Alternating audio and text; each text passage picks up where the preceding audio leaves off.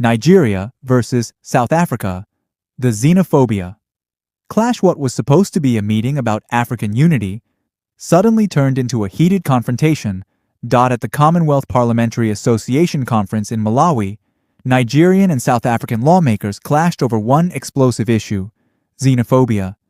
Nigeria's representatives argued that attacks against foreigners, including Nigerians living in South Africa, must be called what they are: xenophobic violence. But South African lawmakers pushed back. They argued that the conversation should also address illegal immigration and the enforcement of immigration laws. And just like that, the room became tense.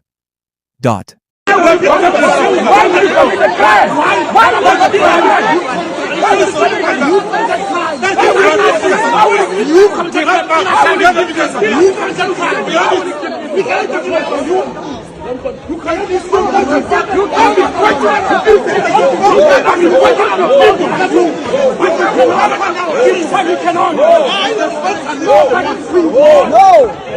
we want to settle it. Stop fighting. We want to settle it. We want to stop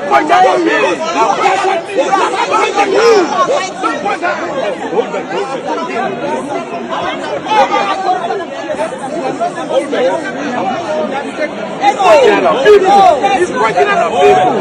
He's attacking people. You who are attacking, not attacking. Why are you fighting on now? I'm not attacking. Why are you talk? That's what they mean. That's what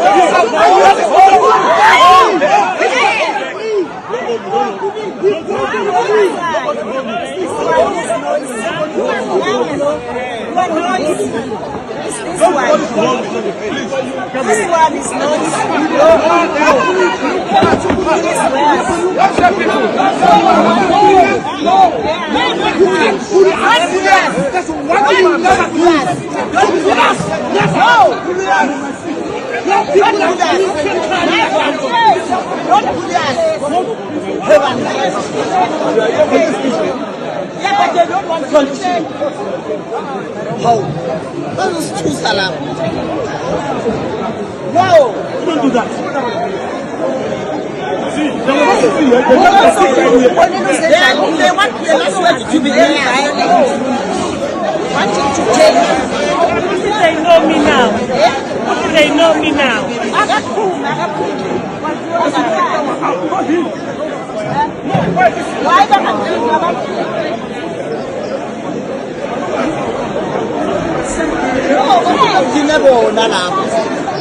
Why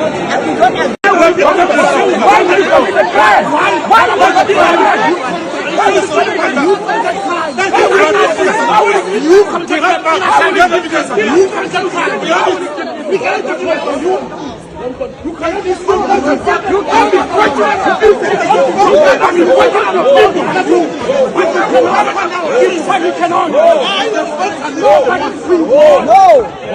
we want to settle it. Stop fighting. We want to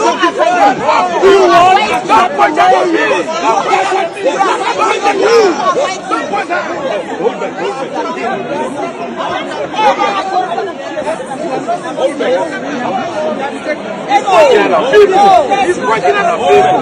He's attacking people. You who are attacking, not attacking. Why are you fighting on now? I'm not attacking. Why are you talk? That's what they mean. That's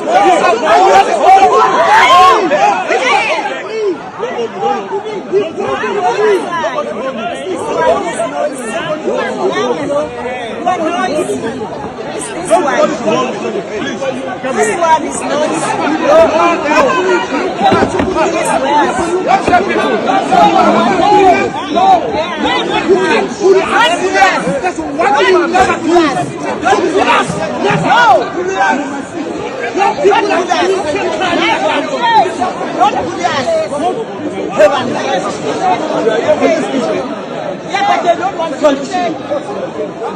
How? That is too salam. No, don't do that. See, they want the last word to be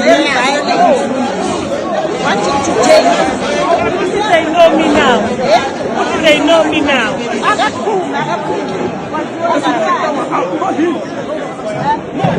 Why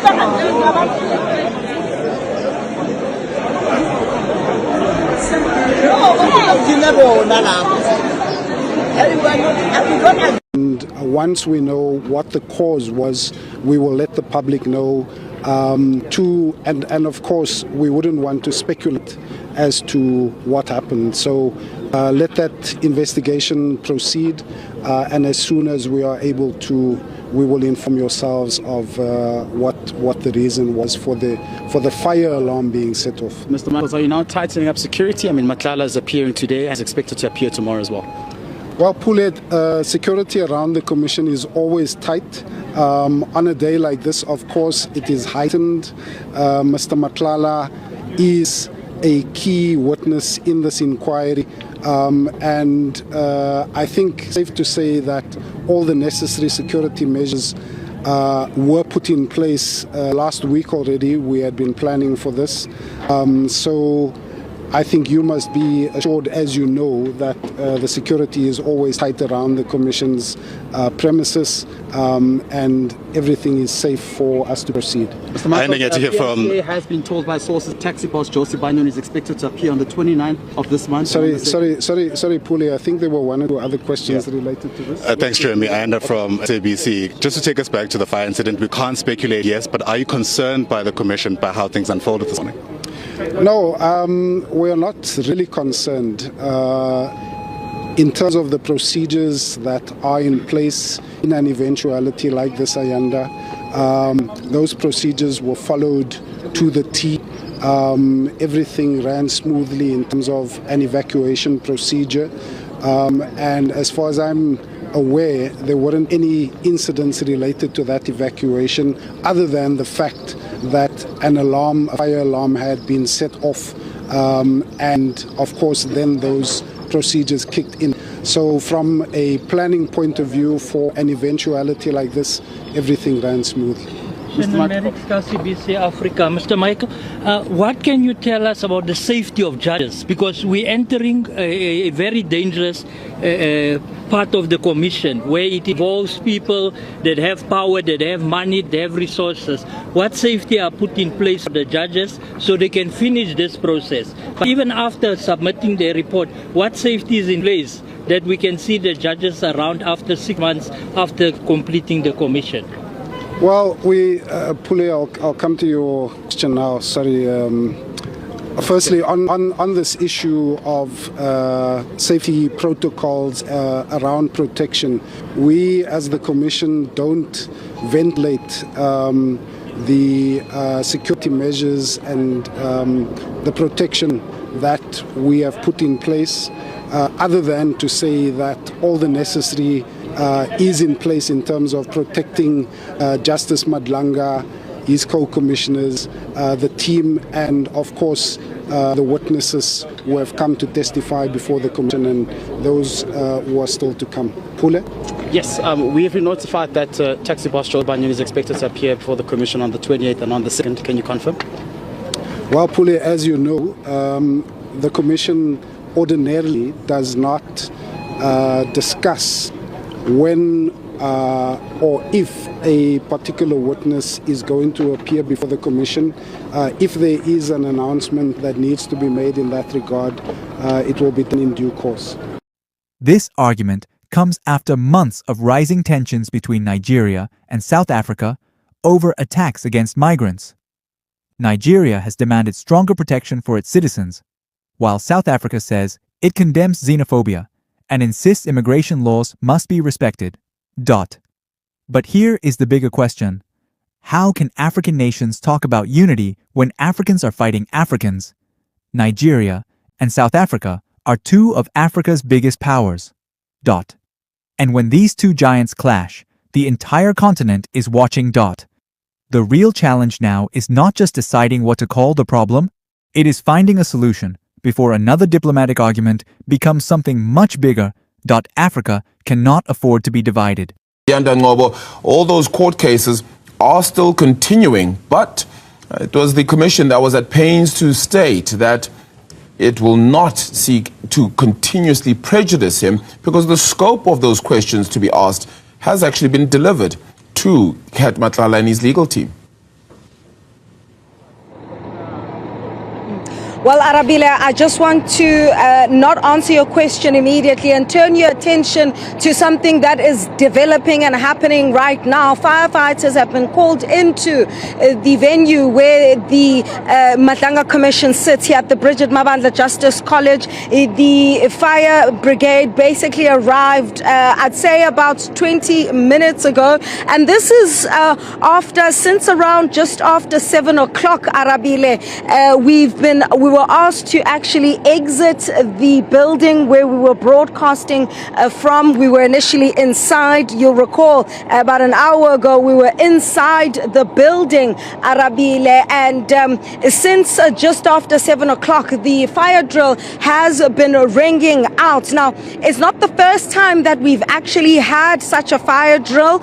We've had it before where we've actually seen this fire truck arriving here. But what makes this so different, Arabile, is that it's the first time that we've actually seen the firefighters and the officials making their way inside the building. It's not clear if there's an imminent threat, how imminent it is, but it is certainly an important development given how we've never seen these scenes where they actually go inside the building. They were escorted by the senior SAPS official, and that would be Brigadier Rapitsi, who usually sits in VOC, which is where the command center is, right here at the Bridget Mabandla Justice College. He's a familiar face to some of us insofar as the security concerns are concerned, really, here at this particular venue. But it's also very important because of the moment that we find ourselves in. We are dealing with the testimony, the impending and looming testimony of Vusumuzi Kat Matlala, and one cannot help but think about this kind of coincidence that's taking place on a day such as this one, where we anticipated that Matlala, I should say, because we've not been told otherwise, but we anticipate that Matlala will unravel and unpack a whole lot of issues in relation to what this Commission of Inquiry is looking into. It's the criminality, the political interference, and the alleged infiltration within our criminal justice system. He's a central figure in such a particular inquiry, given how he's featured in a number of the streams, including IDAC. Just recently as last Friday, IDAC prosecutor Drusanta Ramsamy concluding her testimony, but unpacking how within IDAC, as early as last year in January 2025, Matlala was already identified as a Section 105 witness. He's also someone who has been mentioned in the Ekurhuleni stream. You'll recall that his company received at least 2 unlawful memoranda of understanding with that municipality, which also resulted in the installation of blue lights into his personal vehicles and registered as municipal vehicles. Matlala is also someone who will be able to identify individuals whom he might have given money to. He's also a man who will be able to confirm the allegations, whether or not, for instance, he bought the suspended Deputy National Police Commissioner Shedrick Sibia Impala. You'll recall that voice recording of the Rudy farm manager who was asking about where these Impala should be delivered. There's also the other allegation that he Matlala, that is, would have also bankrolled part of Sibia's son's engagement party, and that he was there on that particular day. Sergeant Fanny Nkosi is also someone who has deposed a statement before this inquiry, wherein he says IDAC tried to threaten him to link Matlala to Generals Fani Masemola and Dumsani Kumalo. So what is the nature of the relationship between Vusumuzi Kat Matlala and the top generals within the South African Police Service, least not when it comes to this issue of the Medicare 24 tender? Who was paid the kickbacks for this alleged tender? How many people would have benefited from this particular scheme. We know of several meetings led in testimony. You'll recall that Matlala allegedly also met with the former police minister, Bheki Cele, wherein he also spoke about how he was coerced into lying about the fact that a Rolex and other luxury items might have been taken from him, from his home, I beg your pardon, during a takedown operation at Matlala's home on the 6th of December 2024. Another witness, that being witness C, you'll also remember, testified to the fact that they were part of that takedown operation at Matlala's home, but somehow he was tipped off. So Matlala is the only man who can confirm all of what we have heard. Who did he pay money to? How did he get this tender? How widespread was the rot? And the modus operandi as well, insofar as not only the South African Police Service, Ekurhuleni, and perhaps other metros that we might not be aware of, Arabile. A lot certainly happening at the Bridget Mabandla Justice College. My colleague there, Ziyanda Ngobo, giving us an update to the goings-on as they're happening right now, that fire drill being of key significance, and of course the preview to proceedings which are expected to kick off at 9:30 this morning. But we must also not think it's a taboo to bring in private sector in the meantime to assist municipalities, but without actually taking the asset. It must remain in the public trustee. But more importantly, the reforms in the metros, we can see that they are starting to work. eThekwini, I was there nearly 2 weeks ago. Yeah. What President did about eThekwini is starting to give us the results, and we need to multiply these interventions. Mr. Mahlobo, including the private sector or private individuals, etc., is that not the reason why we have the water tanker mafia? I mean, you even have the vandalizing of water infrastructure that is working in order for water tankers to then be fed to communities, which then is that higher price that either yourselves as government or ourselves as the community is then charged with, and that just inflates pricing, doesn't give us water security. Should there not be a better way to do this? Is it not time for maybe government to step in itself and just make its own way of making sure that there are water tankers, for example, in emergency circumstances, and do away with private water tankers entirely? What we need to do, Arabile, we are raising two matters at the same time. One of the matters we are raising is the issue of providing water through water cutting. Water cutting can't be a permanent feature. That's the view of the ANC. But because water cutting has been abused and exploited by these individuals who are colluding with officials and some politicians to rob our communities access to water, they sell it, they cause problem of vandalism of infrastructure, but municipalities are not getting the revenue they need. That's why the ANC said, let's build the internal capacity of these municipalities to provide water in a sustainable way. That's why when you go to eThekwini, they've bought their own tankers. You go to Ilembe, there are a number of these areas where water cards have been insourced to eliminate this particular problem. But then there's a second component, that when you look at the difficulties that municipalities, just the backlog to address your non-revenue water, improve reliability.